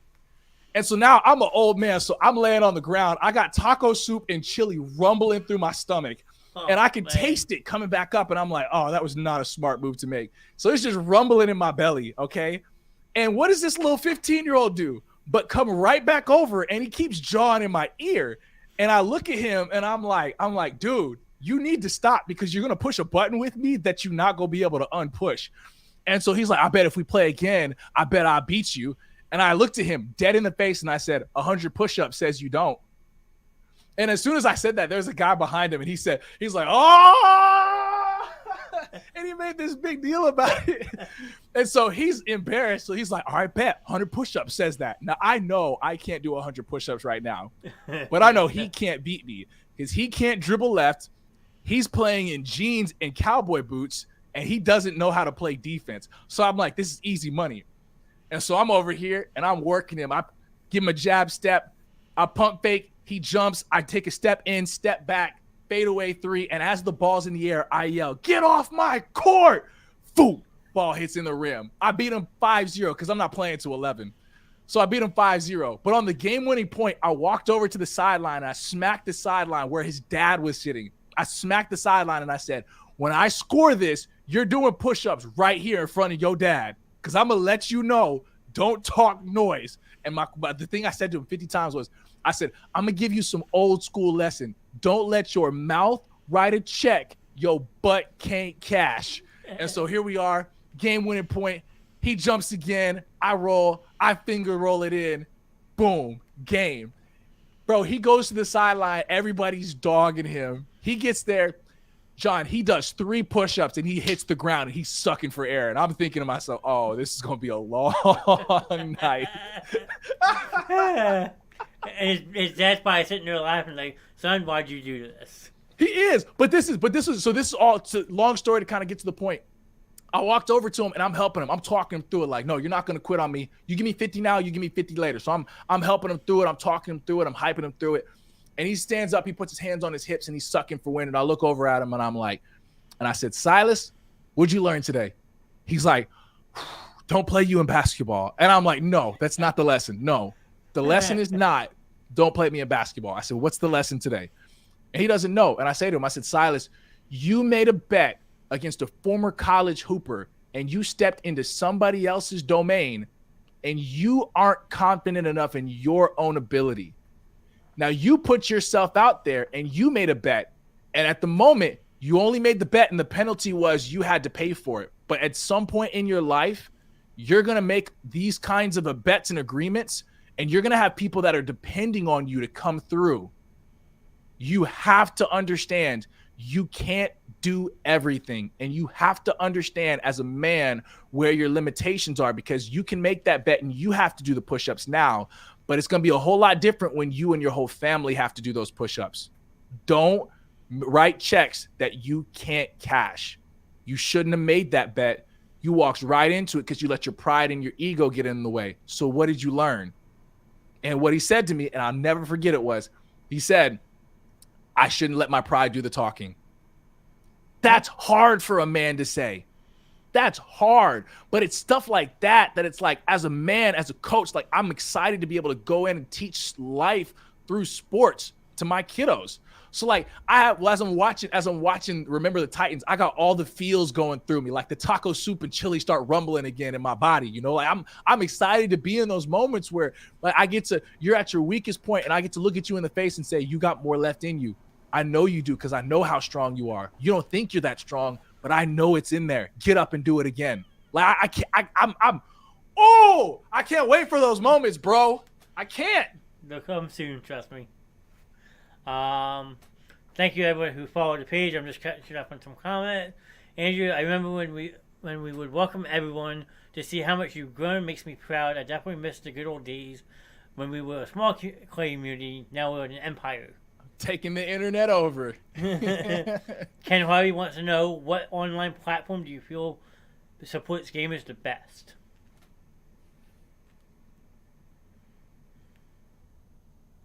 Easy answer is none. They all Facebook, I love Facebook. Facebook doesn't listen to anybody. Mark Zuckerberg has this vision that's so out of touch with reality. He doesn't listen to nobody. Facebook doesn't listen to nobody. Twitch steals half your money. Imagine saying that you're going to take a job that pays you $40,000 a year, which is not a bad job, but imagine getting a job that pays you $40,000 a year, and every time you get your paycheck, half of your check goes back to the company that you just worked for. Yeah, no thanks. That's Twitch. Yeah. YouTube is great, but YouTube is like trying to find that one piece of black sand on the beach on Daytona. Good luck. Like, yeah, you could be found, but like it's gonna be really, really hard. So like, which one serves them the best? It's like none of them really serve, especially smaller streamers trying to make up and coming. It's hard. It's very hard. But if I had to pick one, as much as I get frustrated with Facebook, it would have to be Facebook. I still think it is. If I had to start over in content creating journey, I would still start on Facebook all over again. Fair enough. Mark says it's one thing to lose, but another to lose when you're the only one trying to get better. Bars. That's facts. Jacob Chapman, coach is a good dude, won't find a better guy / streamer anywhere. It's obviously competitive in the game, but once we're not in a game, we want to see everyone eat and prosper. On another note, what's your favorite NBA team, coach? Is that my guy Chappie? Jacob Chapman? Yeah, that's my dude right there, bro. My favorite NBA team are the Miami Heat. Yeah, Heat Nation, baby. You're going to have a tough road with my Sixers this year. Yeah. So we'll see how that plays out. And he says you also need to watch Coach Carter. I agree. Oh, I love Coach Carter. Great movie. Love Coach Carter. Yeah. That one in Glory Road or Road to Glory. What's Glory Road. What's the name of that movie? The Glory. North Texas team? Yeah, Glory Road. Glory Road. Yeah, that's what I'm thinking. Trey says John Huey for Denzel Washington movies. Yep. Great movie. Have you seen 23 Blast? I have not. So I have not neither. Mark, my wife gets so annoyed with me because Remember the Titans and Training Day, every time I see it, I'm on. So he's another Denzel fan. Listen, bro, if I could have gotten away with naming my first kid after that man, I love Denzel, dog. That's my dude. And now Ken says he's kidding, but I'm doing it anyway. LeBron or Jordan? How I always used to be. He's not kidding, but he is kidding at the same time. He's trying to poke the bear. You know the answer to this, Ken. You know what the answer is, bro. But we always used to pick on you for that one. I remember that too. Ain't no picking on. There's only one right answer. Mike says, I have started coaching my daughter's hockey team here in Vegas for the Special Olympics. Man, I can't wait, bro. I can't wait to do that with my kiddos. And my man calls me old, but he abusing kids on the court. 10,000%. Call child services. Trey, I think it is my God-given responsibility to humble young people who are cocky. If you have pride, like the Lord empowers me with a supernatural strength to step in there and destroy it. Listen, don't blame me. That's God. I'm following what he wants me to do. All right. And I did. And we taught him a valuable life lesson. Yeah, well, he's saying to call child services on you. And then Tyler just put his MJ, duh. I'm not paying him no mind. He's still ducking me, so I ain't paying Tyler no mind. What else is new? You always do that. Yeah, he ducking. I'm not paying him no mind. Does anybody else have any other questions for Coach before we wrap this thing up for tonight? I mean, I don't want to keep him on too much longer. He's not feeling that 100%. I appreciate it. Yeah, y'all got me itching to download Don't Starve together again, man. I thought you already did. I figured that's what you were doing. Well, I was going to. I need to. Hold on. I'm going to do that while we talk. Yeah. I'll see if there's any more questions real quick. I'll ask you one. What do you think about your Miami Dolphins so far this offseason? Any moves that intrigue you? Are there some moves that intrigue me? Yes. There are a couple of moves that have intrigued me. I like the Jalen Ramsey pickup. I like the cut that we did with, I want to say Byron Scott, but that's not his name. His name isn't Byron Scott. Byron Jones, I believe is his name. Yep. So I like that move. We need to shore up our tight end position because I believe we're losing Gesicki and we lost Hunter Long. We don't have a solid running back because we lost, I always slaughter his name, Mostert. We lost Mostert or Mostert, whatever his name is. Raheem Mostert. Yeah, we lost Raheem. So, I mean, at the moment, and our one of our tackle spots is super weak as well. So there's a couple of like glaring holes that we can kind of piece together in the draft and hopefully through free agency. But I mean, the defense, solid. Wide receiver core. There's that. So I was listening to a couple of guys talk. There's the kid coming out of Tulane, the running back from Tulane. He's supposed to be like a late third, early fourth round draft pick. They were talking about how he could really fit together well with like just the speed and just as a primary back for the Miami Dolphins. He would be a steal for a pickup for us. I'm intrigued about that one because I liked the Tulane team from last year that played and beat USC. So yeah, I think for me, we need to figure out something. My priority number one is going to be figuring out that other tackle position because if we can't keep Tua safe, all of this is for nothing. Yeah. Well, all of it for nothing. They did re-sign Mostert to a 2-year deal. Did they just do that? Yeah. Okay, beautiful. Okay, then we're solid. We need to figure out a tackle spot, though. And I'm not really that invested in putting money into a good tight end because our systems that we run, we don't really utilize tight ends like that, especially ones that are receiving tight ends. So if we didn't get a good tight end, I would be okay with that. Okay. Yeah, I'd rather have a better tackle to protect Tua. Now, you don't have to answer it because it's from Tyler, but he wants to know, what's your biggest piece of advice for people wanting to start streaming? Same three things I tell everybody that want to start content creating. It doesn't have to be video games. It could just be anything. Number one, embrace the grind. It's going to be tough. It's going to be a grind. It's a slow process. Learn to love the process of the grind as opposed to the results, and you'll love what you do. Number two, be yourself. It's hard enough loading up and clicking that live button so many times. It's even harder when you have to feel as though you need to put on a mask or a facade or flip this switch or something like that. Literally be yourself. That's another hard thing to do. And then number three, be a good student. Learn from people and watch and study people who are at places and positions that you want to get to. Focus on looking through and studying different things on YouTube. There's so much free, easy content that's out there on YouTube that you can learn from. Most of what taught me what to do today are from finding videos and people on YouTube to look at and to watch and to study and to teach. I've learned how to figure out the different algorithms on different platforms and how to post certain things at certain times. Like all of that. Learn to be a good student. That would be my third and final tip. Those are three things I always tell everybody that's trying to get into content creating. Yeah, I mean, that's pretty good advice. I mean, I don't really do much editing since this is live. I just let it go. Yeah. But like my intros, I do all that myself. I don't know if you Yeah. watch any of the intro I made tonight for the video game show. Like I change out my intros like once a week, try to keep the content fresh in this. Yeah. So It looks good. I like them. I mean, every time I have a different streamer on, that's why I was asking what game you stream the most, because I like to like advertise it in the intro. Yeah. Yeah. Yeah. No, I like it. I like it. I like when people switch that kind of stuff up.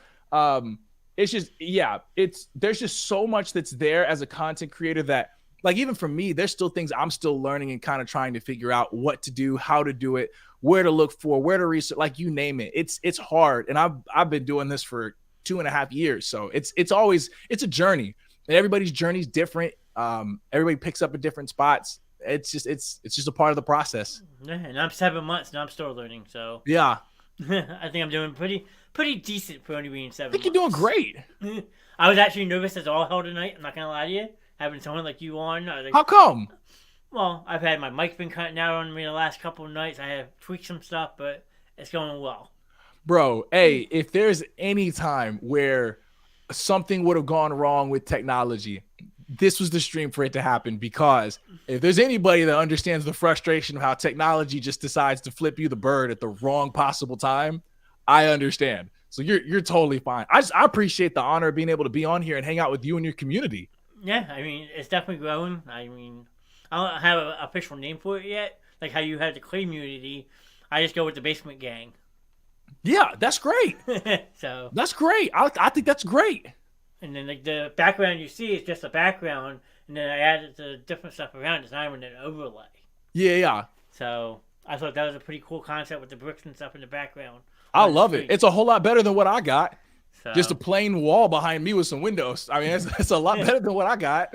and then, like I said, my best friend's got me the banner. Yeah, no, it looks good. I like it. So I just moved downstairs in my basement. So Yeah. And then Jacob Chapman, what do you think of the Miami Heat needs to do in the offseason? Do you think Jimmy Buckets is going to stay? The biggest problem for the Miami Heat for the last 4 seasons has been the same thing. They lack that superstar. If you go back in NBA history over the last 20, 25, 30, 40 years, majority of NBA championships are won when you have a perennial talent on your team. We don't have that. I love Bam.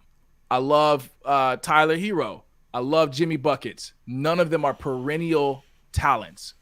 Those are like generational talents.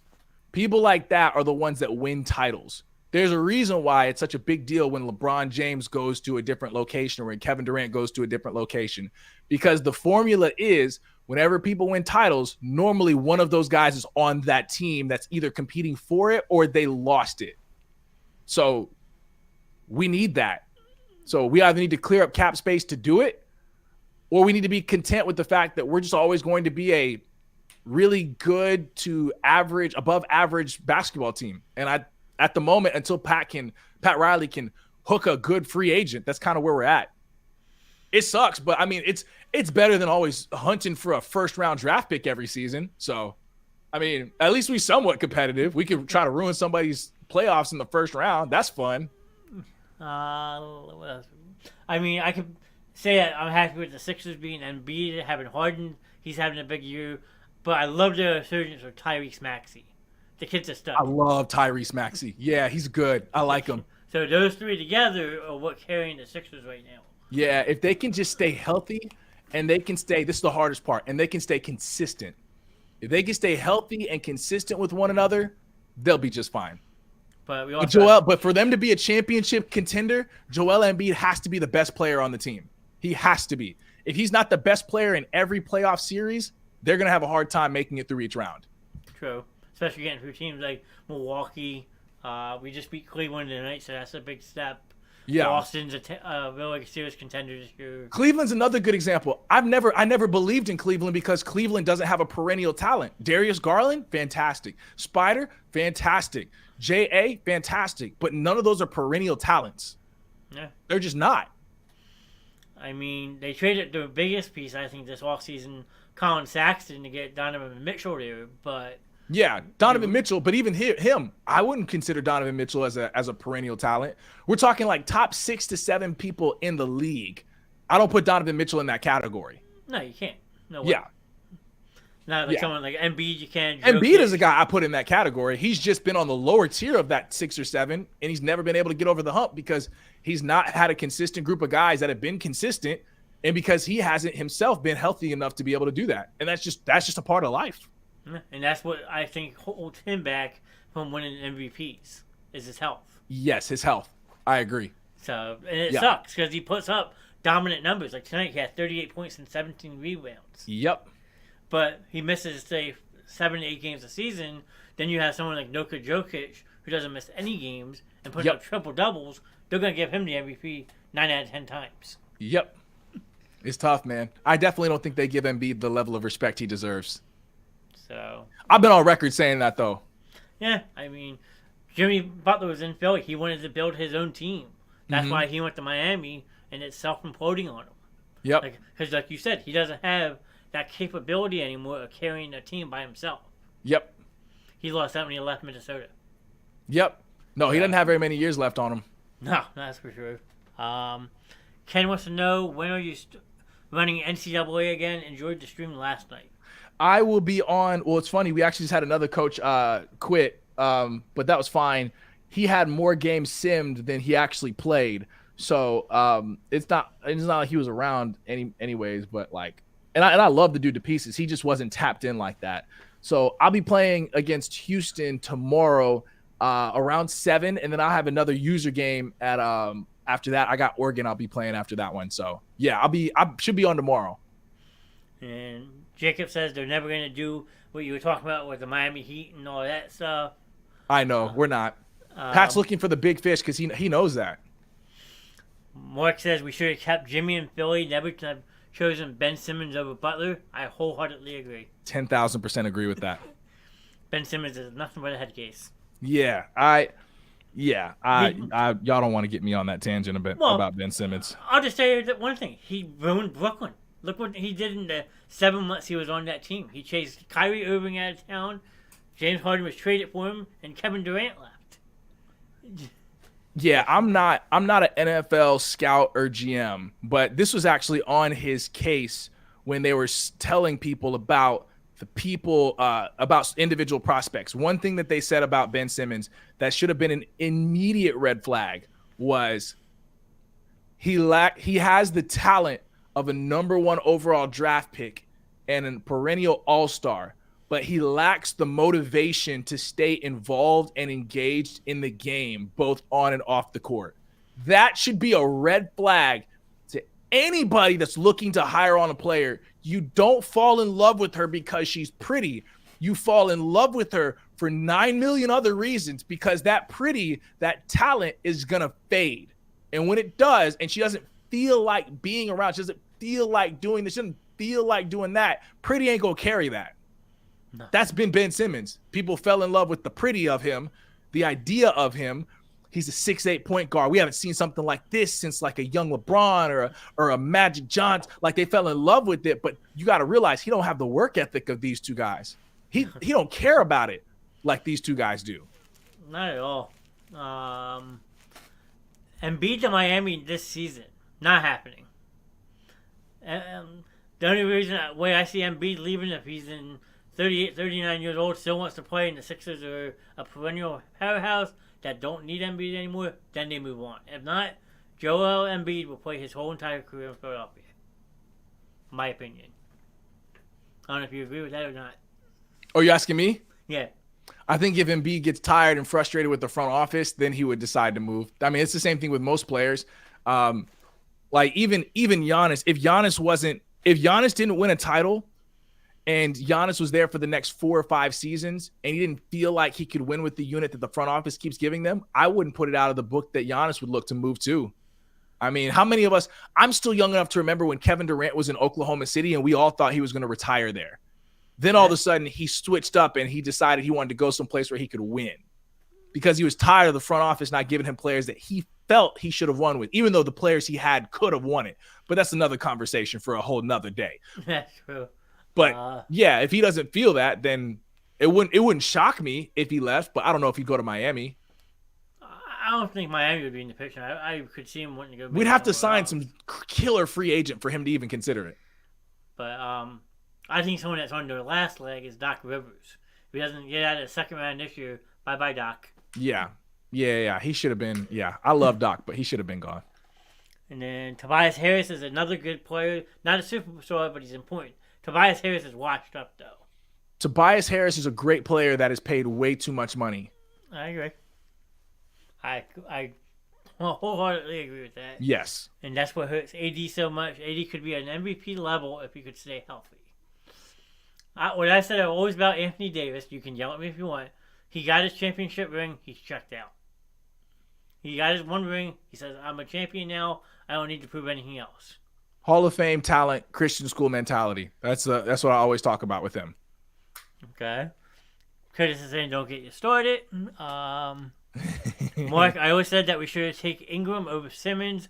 Watching him at LSU, you could tell he just wasn't engaged. Nope, not at all. No, we've had a lot of flops overall. Ben Simmons, Markelle Fultz. We should have took Jason Tatum that year. Don't get me started. Yeah. The Dolphins got some help on defense. Jalen Ramsey fins up from Curtis. Fins up, baby. Well, your Dolphins could be like my Eagles and losing half your team free agency. That is very true. 10,000%. Oh yeah, I agree. I mean, we had some pieces come back, thankfully, but we did lose 3 defensive starters. Listen, we're winning more than 6 games in a season. I don't know if you guys realize this or not, but as a Dolphins fan, that's really good. I'm not mad at that. If we win more than 6 games in a season, that's Super Bowl for us. But I'm young enough to remember where Tom Brady terrorized the AFC South for darn near 20 years. Guess who's about to move into the AFC South? Oh, you haven't heard of that? Aaron Rodgers? Yeah. AFC East, you mean? I'm sorry, East. What did I say? South. I'm sorry, bro. Sorry. That's with the Texans in them. That's my fault. Yeah, the East. But, I'm still young enough to remember. Yeah, that whole division is going to be very interesting now with Aaron Rodgers going to the Jets. Yeah. We win 6 games, I'm content. I'm not tripping. The problem is Philly holds on to the coaches too long. Brett Brown should have been fired 2 years prior. Okay. And then should have traded Markelle Bridges for Zaire Smith. I agree with that one. The local kid from Villanova, he wound up getting traded draft night to Phoenix for Zaire Smith. Yes. Who hasn't played a game for the Sixers. Yep. 6 games is really good for the Dolphins, Curtis says.